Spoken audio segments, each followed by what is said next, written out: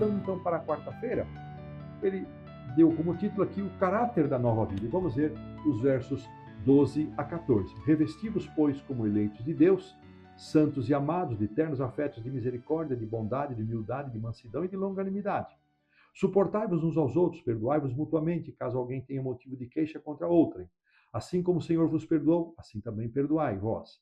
Acima de tudo isto, porém, esteja o amor, que é o vínculo da perfeição. Aqui o apóstolo, irmãos, vai estabelecer condutas e práticas que caracterizam a vida daqueles que pensam no alto, aqueles que pensam nas coisas do alto, aqueles que já morreram e foram ressuscitados com Cristo. Então, se eles não participam de todas estas práticas que foram destacadas aqui no verso 5 e também no verso 8, ira, indignação, maldade, maledicência, linguagem obscena, enfim, mentira, tudo isso se tornaram roupas que foram retiradas, que foram desvestidas. E agora uma nova veste, uma nova criatura, simbolizando uma nova natureza, um novo rumo, uma virada de chave, né, de mentalidade. E agora, esta virada, que tem como propósito o pleno conhecimento, essa expressão é forte, né, irmãos? Pleno conhecimento, Cristo é tudo em todos.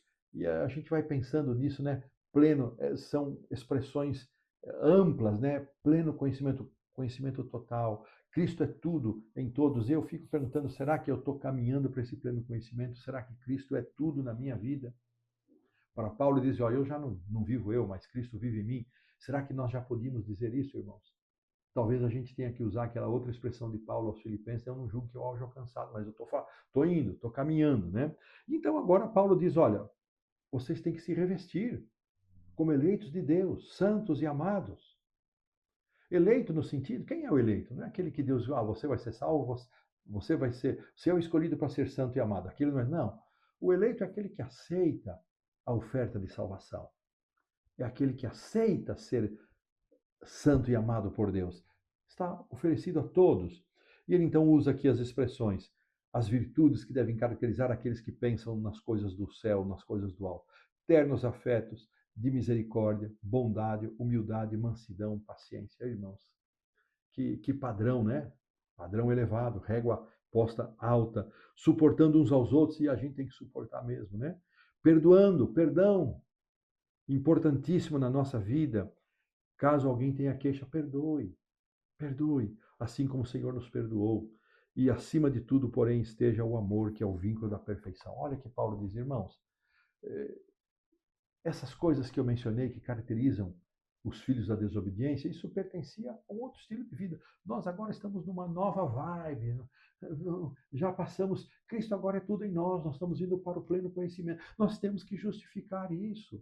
Irmãos, vocês percebem que na nossa caminhada, no meio das nossas famílias, no meio das nossas igrejas, na nossa conduta, muitas vezes nós manifestamos essas características que são dos filhos da desobediência. Que Deus nos perdoe, que Deus tenha misericórdia de nós. O que nós precisamos é viver de acordo com estas características aqui apresentadas nestes versos 12 a 14. E, acima de tudo, o amor seja o dominador, seja este vínculo que nos une. Relembrando que em Cristo não tem nenhum tipo de desunião e a gente ainda vê muito isso. Preconceitos étnicos, sociais. Bom, irmãos, esse caráter da nova vida que Paulo destaca, não é? Essas qualidades, diz aqui a lição, impactam a nossa vida de duas maneiras. Primeiro, demonstrar amor, misericórdia, bondade e perdão traz bênçãos tanto para nós quanto para os outros. É gratificante amar e ajudar as pessoas. Normalmente, essas atitudes têm sua retribuição. Em segundo lugar, e mais importante, estas atitudes são aquelas que glorificam a Deus.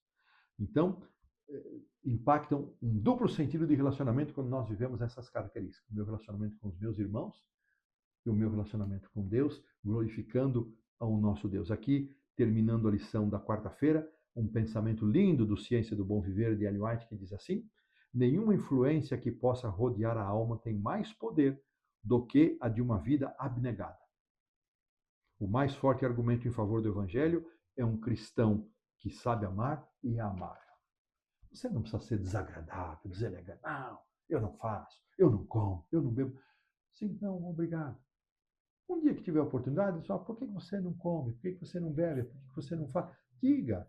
Mas não seja chato de galocha, irmão. Por favor. Seja agradável. Não, muito obrigado. Ah, aceita um café? Não, muito obrigado. Eu aceito uma água. Ah, não, eu não bebo café. Ah, aceita uma bebida? Aceito um suco de laranja, aceito uma água, mas não quer uma bebida? Não, muito obrigado, prefiro. Um dia ele vai perguntar, por que você não toma bebida? Aí você explica. Então, tenha, por misericórdia, bom senso. Não queira posar de santarrão. Isso não leva a nada. Seja discreto, seja sensível. As pessoas não têm a mesma luz que você. Por que se colocar numa posição de superioridade? Que Deus nos abençoe, irmãos, mesmo entre nós. Ah, eu não como isso, não bebo aquilo. Por favor, lembre disso. O maior testemunho é o exemplo silencioso. Quando tiver oportunidade, se precisar, fale. E desta maneira terminamos a lição, pomos um ponto final na quarta-feira.